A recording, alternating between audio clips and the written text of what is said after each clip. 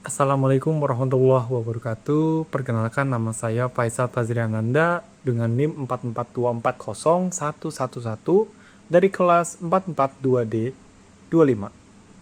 Pada kesempatan kali ini saya akan membahas sebuah topik yang sangat penting dan relevan, yaitu dampak genosida Israel di Palestina terhadap ekonomi dunia.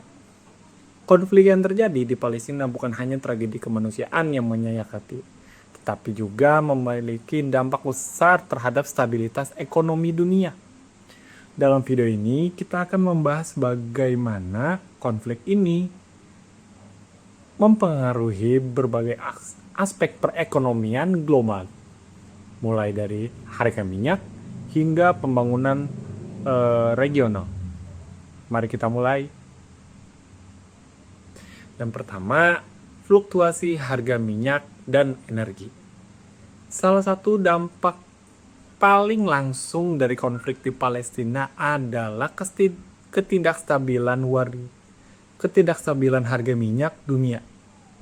Kawasan Timur Tengah, termasuk Palestina, itu merupakan wilayah strategis dalam memproduksi dan distribusi minyak global. Ketika konflik meningkat, seperti serangan besar-besaran di Gaza, harga minyak mentah sering kali melonjak.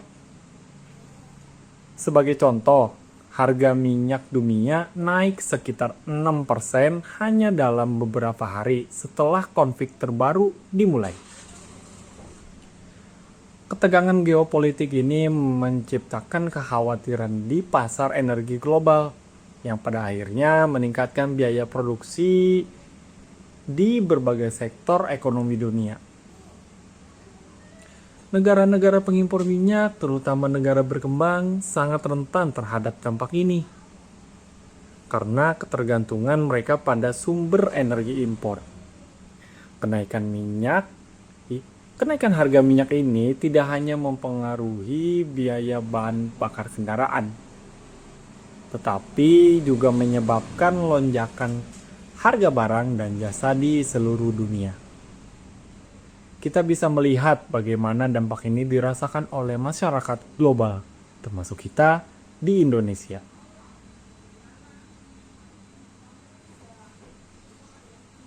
Yang kedua adalah gangguan jalur perdagangan internasional. Wilayah Timur Tengah, termasuk Palestina, memiliki posisi strategis dalam jalur perdagangan global, terutama melalui terusan Suez yang ada di Mesir. Terusan ini adalah penghubung utama antara Eropa, Asia, dan Afrika, serta merupakan salah satu jalur perdagangan tersibuk di dunia. Ketegangan yang ditimbulkan meningkat di kawasan ini dan dapat mempengaruhi kelancaran transportasi barang dan jasa melalui jalur ini. Gangguan pada jalur perdagangan tidak hanya meningkatkan biaya logistik, tetapi juga memperlambat rantai pasok global. Hal ini berdampak pada berbagai sektor, termasuk manufaktur, teknologi, dan pangan.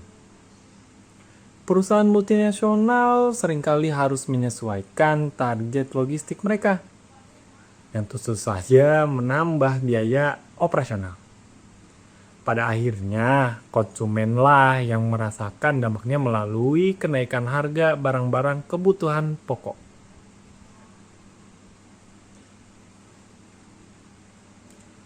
Yang ketiga, beban ekonomi dari bantuan kemanusiaan. Konflik di Palestina telah menyebabkan krisis kemanusiaan yang luar biasa. Pengungsian massal, kehancuran infrastruktur, dan kelangkaan kebutuhan dasar seperti air, makanan, dan obat-obatan.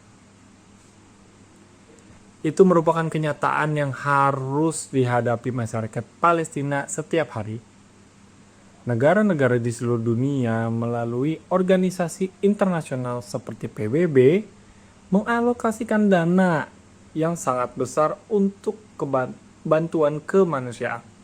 Sebagai contoh, Pada tahun 2023, PBB melaporkan bahwa mereka membutuhkan dana hingga miliaran dolar untuk memberikan bantuan kepada korban konflik di Palestina. Namun, beban ini tidak hanya dirasakan oleh negara-negara donor, tetapi juga oleh organisasi internasional yang harus mengalihkan anggaran mereka dari pembangunan untuk menjadi program bantuan. Ini menjadi tantangan besar terutama bagi negara-negara berkembang yang menghadapi masalah ekonomi di dalam negeri.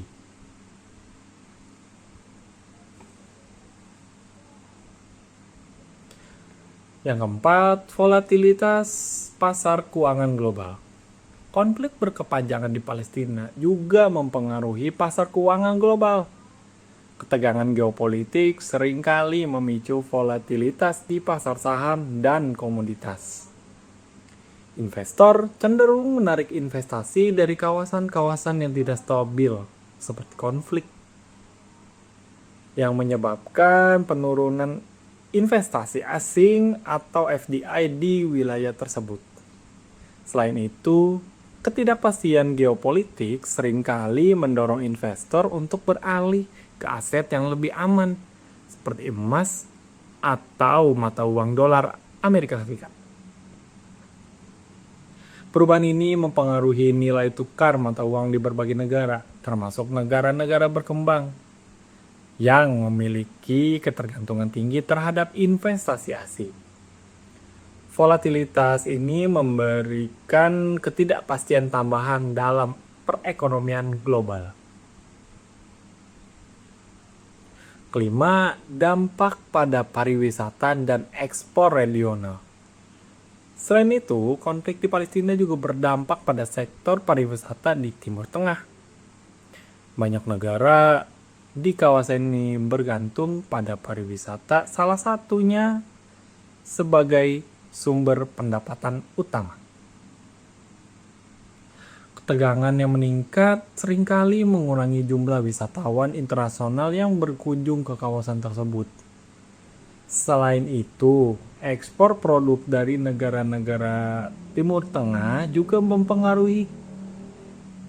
terpengaruh karena ketidakstabilan yang membuat mitra dagang global ragu untuk bertransaksi.